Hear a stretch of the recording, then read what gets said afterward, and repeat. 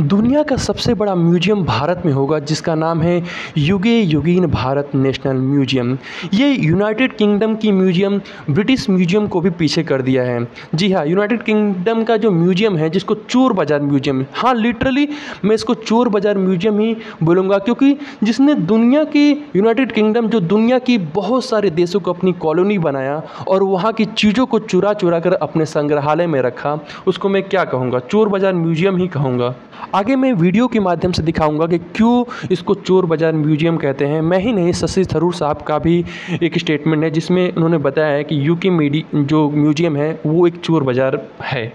और दुनिया का सबसे बड़ा जो म्यूजियम भारत में बनेगा जिसका नाम है युगे युगीन भारत, उसका जो वीडियो है उसको आपको ज़रूर देखना चाहिए, इसीलिए कृपया करके लास्ट तक बने रहे। तो आप यहाँ पे देख सकते हैं दुनिया का सबसे बड़ा म्यूजियम है ब्रिटिश म्यूजियम, 92,000 स्क्वायर मीटर में फैला हुआ। वहाँ पे क्या क्या चीज़ें हैं देखिए।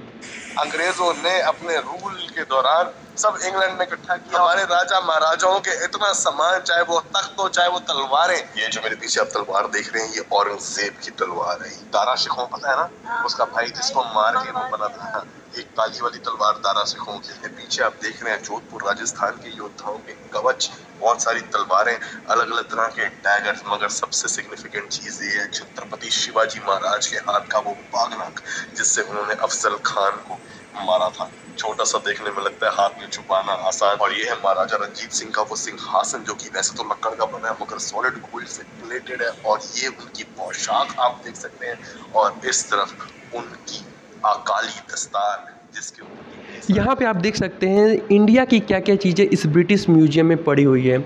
आपकी स्क्रीन पे जो फोटो दिख रहा है ये वर्ल्ड का सबसे बड़ा म्यूजियम रैंक वाइज यहाँ पे दिखाया गया है, जिसमें सबसे बड़ा म्यूजियम 92,000 स्क्वायर मीटर का है ब्रिटिश म्यूजियम। उसके बाद है फ्रांस की राजधानी पेरिस में जो म्यूजियम है, उसके बाद है रसिया के सेंट पीटर्सबर्ग की म्यूजियम। आप देखेंगे सबसे बड़ा म्यूजियम जो 92,000 स्क्वायर मीटर में है। अब इंडिया में जो म्यूजियम बनेगा वो इससे काफ़ी ज़्यादा, करीब 1,17,000 स्क्वायर मीटर में बनेगा, जो इससे काफ़ी ज़्यादा है। और मुझे नहीं लगता कि अभी आने वाले किसी देश में ऐसे भी बड़ा कोई म्यूजियम बन रहा होगा। और एक चीज़ बता दूं आपको, अगर आप हिस्ट्री जानना चाहते हैं ना तो म्यूजियम चले जाइए।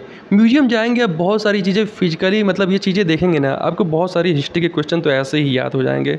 आगे एक वीडियो दिखाया गया है इस म्यूजियम के बारे में, आपसे रिक्वेस्ट है प्लीज़ इस वीडियो को ज़रूर देखें, आपको बहुत सारी चीज़ें पता चलेंगी। और साथ साथ आप अपने दोस्तों को शेयर करें ताकि उनको भी इस नॉलेज के बारे में पता चलेगा। भारत देश, जहां दुनिया की सबसे बड़ी स्टैचू, सबसे बड़ा स्टेडियम और 10,000 फीट ऊंचाई पर बनी विश्व की सबसे लंबी टनल है, इसी भारत देश में बनने जा रहा है विश्व का सबसे बड़ा संग्रहालय, युगे युगी भारत राष्ट्रीय संग्रहालय। कोई भी देश तब तक आगे नहीं बढ़ सकता जब तक वो अपने इतिहास, अपनी विरासत, अपनी संस्कृति, उनके प्रति अगर वो गर्व करना नहीं जानता है। इस संग्रहालय में संकलित है हमारी युगों पुरानी गाथा। कौन थे हमारे पूर्वज जिन्होंने इस प्राचीन संस्कृति की नींव रखी, जिनके मार्गदर्शन में वैभवशाली सभ्यता का विकास हुआ, जिनके संरक्षण में ज्ञान विज्ञान की अतुल संपदा विकसित हुई और जिन्होंने भारतीय स्वतंत्रता संग्राम का इतिहास रचा।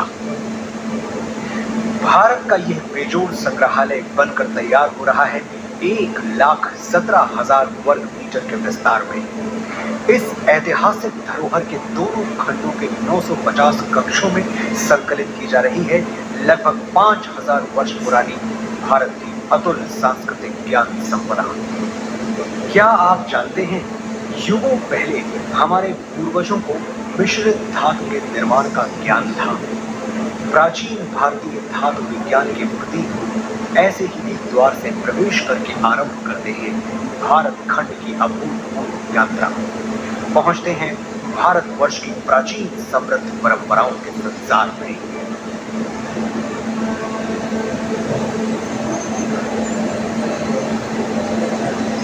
आश्चर्य होता है कि युगों पहले भारत में सुनियोजित नगर व्यवस्था विकसित हो चुकी थी।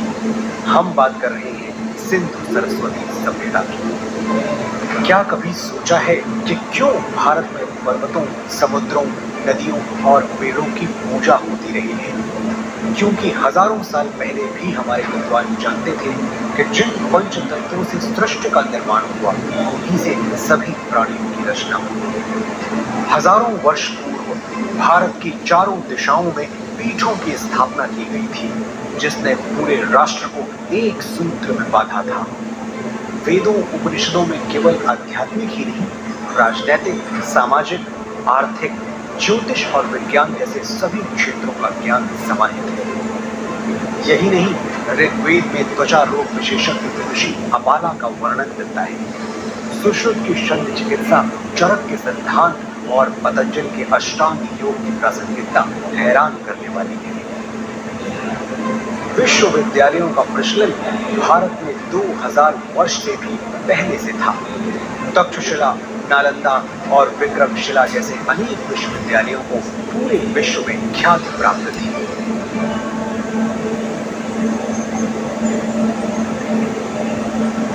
वैभवशाली मौर्य साम्राज्य के उत्थान और विस्तार के साथ ही यहाँ सातवाहन, पल्लव और कुषाण, गुप्त वंश का स्वर्णिम काल, राष्ट्रकूट, चालुक्य, चेर, पांड्य वंशों और कश्मीर आदि के शासकों की गौरव गाथाएं संकलित हैं। सोने की चिड़िया भारत का वैभवशाली गुप्त वंश हो या दक्षिण भारत के चोल, चेर, पांड्य वंश, सभी के व्यापारिक संबंध पश्चिम में मिस्र, ग्रीस और रोम तक फैले थे।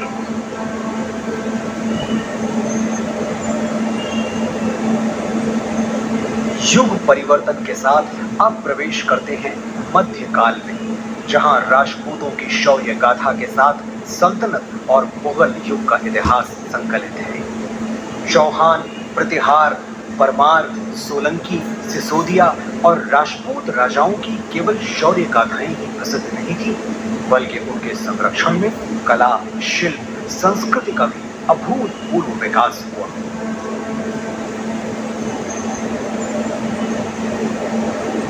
राजपूतों, मराठों और मुगल शासकों के युग में उत्तर पूर्वी भारत में अहोम शासन और दक्षिण में विजयनगर साम्राज्य का समृद्ध वास्तुशिल्प देखते हुए होयसल, यादव, मराठा शासकों का इतिहास देखते हुए अगले पड़ाव की ओर बढ़ते हैं।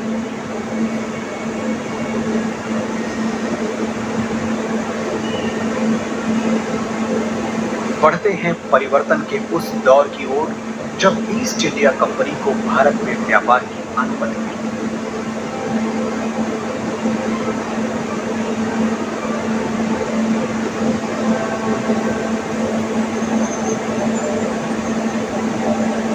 पांचवें जोन में देखिए कैसे प्लासी और बक्सर की लड़ाइयों के साथ शुरू हुआ औपनिवेशिक शासन का विस्तार।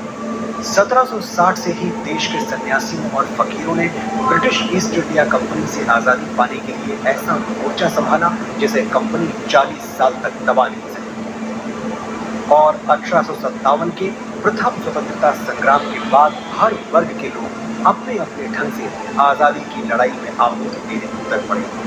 लगभग 2 शताब्दी लंबे भारत के स्वाधीनता संग्राम की गाथाएं यहाँ संकलित हैं।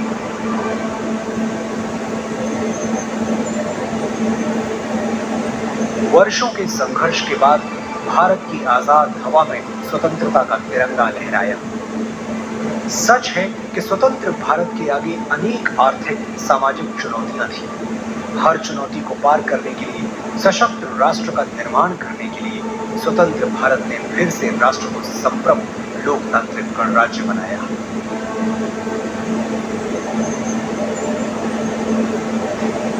विज्ञान और प्रौद्योगिकी में आधुनिक भारत नई ऊंचाइयां छू रहा है। नई दिशाओं में नव प्रयोगों से नए आयाम तय कर रहा है। राष्ट्र को सुरक्षित बनाने के नित नए प्रयास सतत जारी हैं। रक्षा के क्षेत्र में भी भारत आत्मनिर्भर बन रहा है। अंतरिक्ष विज्ञान में ऊंची उड़ान, दिन प्रतिदिन बढ़ता डिजिटल संसार, चिकित्सा के क्षेत्र में अद्वितीय योगदान, दिनों दिन होता आर्थिक व्यापारिक विस्तार, शिक्षा का उत्थान प्रसार इस जोन के अन्य कक्षों में क्रमशः संकलित है।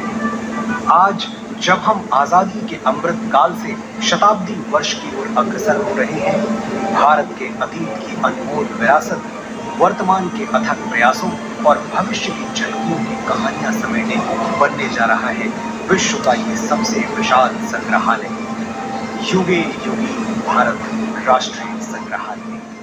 सो दोस्तों, आपके लिए क्वेश्चन, आप हमें कमेंट बॉक्स में ज़रूर बताएं कि दुनिया का सबसे बड़ा ऑफिस बिल्डिंग कहाँ बना है। कमेंट बॉक्स में ज़रूर बताएं।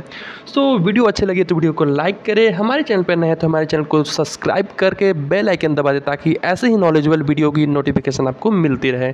इसी के साथ जय हिंद, जय भारत।